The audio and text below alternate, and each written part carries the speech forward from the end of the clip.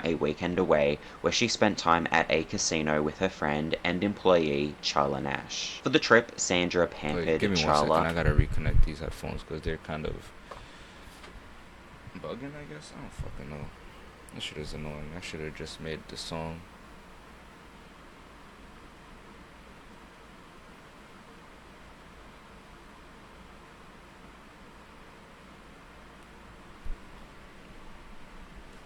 You didn't even try, bitch. Thank you. Giving her some money to gamble, and she also took her to get her hair Shit is colored annoying. and curled. And when Sandra came home, Travis wanted to be treated as well. She tried doing that for him by giving him a lunch of fish and chips and ice cream cake, but that wasn't exactly his Can version chimps of being even eat that treated. He shit? wanted nothing more than to go for a car ride. Becoming more agitated throughout the day, Travis managed to elude Sandra at one point. Wait, was I not paying attention? How did this bitch get this monkey? Wait, what? How did you get a chimp? Where'd you get a chimp? Is that her job? Did I miss that?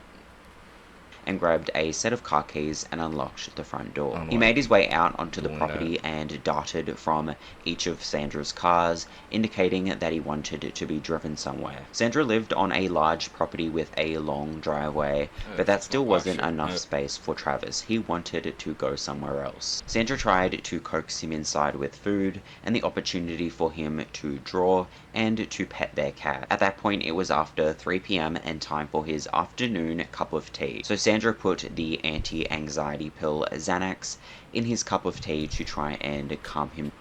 You know what's crazy? I ain't never hear none of these types of stories about black people. Correct me. I don't want to bring race into this, and you could correct me if I'm wrong. But I ain't never hear no nigga fucking keeping a goddamn wild animal in their crib for fun, for funsies. Cause like, what do you gain? What's the point? What do you gain? What do you gain from that? Down. He did consume Like real it, but he shit. was still unruly. So then she got on the phone with her friend Charla, the person who she had just had a lovely weekend away with, and Sandra asked her if she could come over and help get Travis back inside. Although Sandra claims that it was Charla who volunteered to come over. But regardless, Charla made her way over to the house with a Tickle Me Elmo toy that she hoped would entice Travis. When she reached the top of Sandra's driveway, she stepped out of the car and held the Elmo toy over her face. But it didn't work how she was hoping it would work.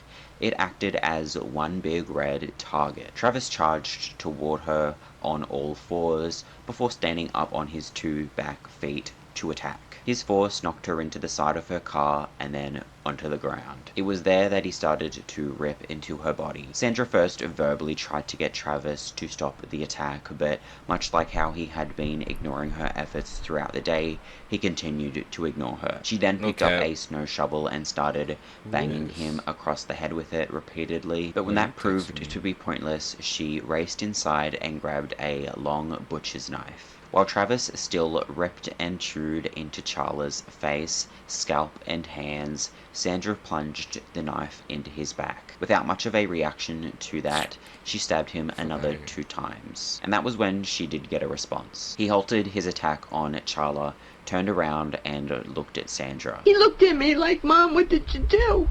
That didn't last long, and he quickly continued his attack, breaking almost every bone in Charla's face. It was at that point she realized there was nothing she could do to stop Travis, so she ran into one of her nearby cars and called the police. When the police arrived, Travis had stopped and was roaming the property. He charged toward the police car, first knocking off the driver's side mirror. He then moved around the vehicle and tried to open the passenger's side door, but it was locked. He then went back around to the driver's side door, which wasn't locked, and he opened it. Travis looked at the officer, baring his blood-covered teeth. The officer then aimed a gun at Travis and fired 4 bullets into him. He reacted the opposite to Sandra's knife. He let out one final screech and then defecated before retreating inside the house. When it was safe to do so, the officer exited his car and saw bits of scalp and fingers strewn across the yard. Charla's body was partially naked and covered in blood,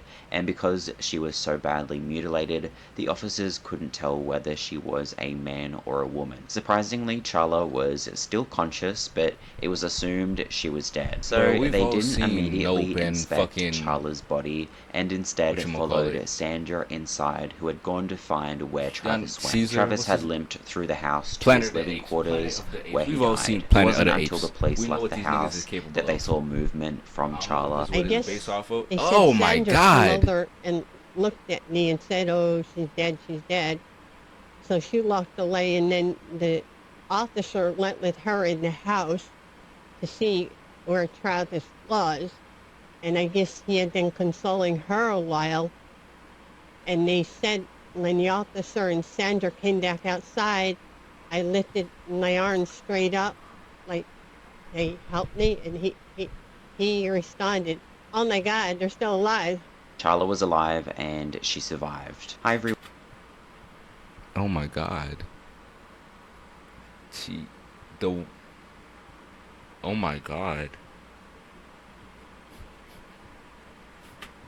Welcome back to my channel. As you might have guessed, today's video is going to be on Travis the Chimp. Most people know him from if you like the video, attack hit a that like, I just subscribe, went over, follow this but dude. there is much more to his story. So now he I put want to this talk together, about put how some effort Travis into ended it, up 'cause as that's- Sandra's pet. Travis's parents were Susie and That's crazy. Coco, and they were paired together by chimp breeder Connie Casey in Missouri. When there was demand to have chimps as pets, they were the biggest chimp breeders in the United States. And if you ever saw a movie with a chimp on it, or a greeting card with a chimp on it, it was more than likely one of their chimps or related to one of their chimps. Connie first started her chimp collection with 2 wild-caught chimps, a male and a female. I The cannot male see was these niggas being Coco, treated right. Travis's dad, who she purchased for $12,000. At the time, one level of Connie's house was a pet store, so she had no shortage of resources to look after these chimps. And because she quickly became known as a chimp breeder, correct me she if soon I'm wrong, became sir. the depository for a number of unwanted chimps. Some of those chimps came from obsolete research projects. Because of their similarities to humans, a number of chimps were captured in the 1920s for medical and behavioral studies. And then in the Planet of the Apes type shit. 1950s, NASA captured a bunch more chimps to send them to space. They were often subjected to cruel testing and the possibility of being sent on a more than likely fatal trip to space. But those who survived the journey to space or finished whatever research they were undergoing usually didn't end up in much better situations. Those who ended up in Connie's care were subjected to a lifetime of stress, torment, and imprisonment. Connie kept some of her chimps in dirty glass cages with little enrichment. Others were kept in cages that had an outdoor portion, but when they went outdoors, they would be agitated by barking dogs. And others were just simply kept inside. To turn on them. Yeah. They was just waiting to turn on them. Look at them. And then him. Look at them. I'm gonna catch you, bitch. And Wait that's till I get Tonka. out. I'm gonna catch you, bitch. I swear to God, I'm gonna catch you, bitch. Wait till I get out. Oh my In God. 2001, Travis's mother Susie and 2 other Nah, I'm gonna stop pausing. I be fucking livid though. Just imagine, I be fucking livid. Just let them free. the Let 'em chimps go. escaped their unlocked cage. Fuck no. They ventured over to a neighbor. I be seeing like videos of these people with like bobcats and cheetahs and pet. Like, what do you gain, bro? These niggas are gonna turn, like, not everybody, but these niggas are gonna turn on you. And when they do, you cannot be surprised. No one can be His surprised. house where the teenage boy living there shot and killed Susie. I will be making kind of a part 2 to this video where I will talk That about shit dead the ass crazy. Susie situation and the neighbor who shot her. While making this video, I fell down the pet chimp trade rabbit hole and all of the insane people that are in it. And there is so much to go over with that, so I thought I would make a separate video about that. And I actually found out that the people who made the Tiger King documentary are actually making a documentary about all of this. So yeah, I will be getting into lots of interesting stuff in my video. Also, this is what Connie had to say about the Travis incident. Travis' situation was a very unusual and horrible thing to happen. You know, he shouldn't have been out of the cage. No shit. You knew him a Fuck. little bit? I knew his mom. Yeah. Yeah. Is she here? Oh, I meant his human mom.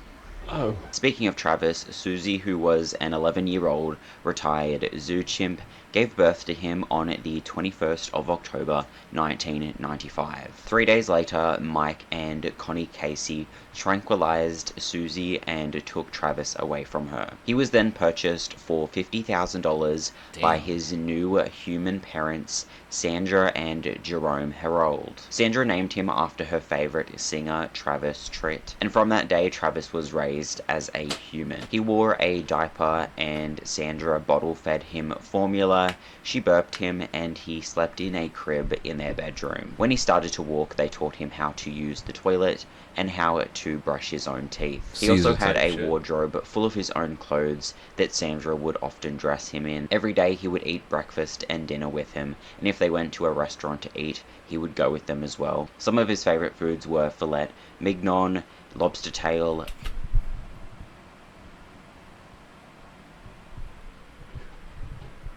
Why he say it like that?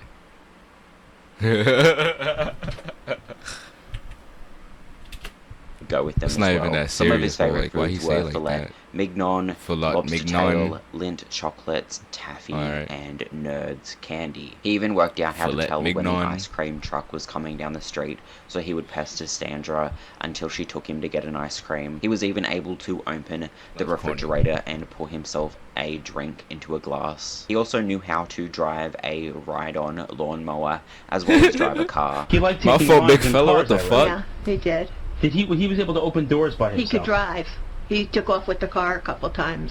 Onto the regular streets? Yeah, He got his I think the down Yes. license. our Dangerous. shop. Well, Acting was also one of his many talents. He appeared I don't in even a have my TV shit. I show failed, pilot like, 3 times. and a number of commercials. He also got to be known pretty well within the local Damn. community. Sandra and Jerome owned a tow truck If you got your company, license, suck my and dick. Travis would often accompany them to tow vehicles. The police also got From to the know bottom of my Travis, heart. often taking photos This is with why I him keep whenever failing, they huh? saw him. Why Another am person I who got not to know good enough, huh? Travis was Charla Nash. Sandra and Charla Hey, had it's my been name. friends for more than 30 years after riding horses together in Loretta Lynn's traveling rodeo in the Nice. She actually 70s. cut After that riding corner? What the horses fuck? together Ugh. in Loretta Lynn's You could traveling tell she was rodeo nasty. in the 70s, it was there that they had one of She was their nasty first with it. Oh my encounters God. with a chimp. In one of the rodeos, they saw a chimp riding a horse wearing a Western outfit. Sandra became immediately in love. She went and pursued the chimp backstage and gave him some gummy bears. The next time she watched the chimp perform,